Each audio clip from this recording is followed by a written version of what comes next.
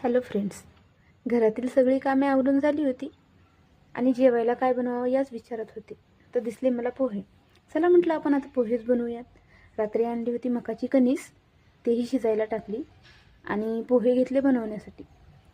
त्यासाठी कांदा, मिरची, टोमॅटो, कोथिंबीर नव्हती आज, पण ठीक आहे, एवढ्या याच्यातही चालतं. म्हटलं चला थोडेसे पोहे नाश्त्यासाठी. नाश्ता जेवण दोन्ही एकच बरं का माझं.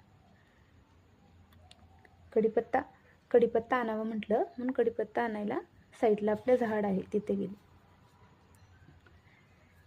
मस्त असा गावरान कढीपत्त्याचं झाड आहे ते. गावरान असल्यामुळं एक वेगळीच चव येते, हो ना. कढीपत्ता घेते तोडून.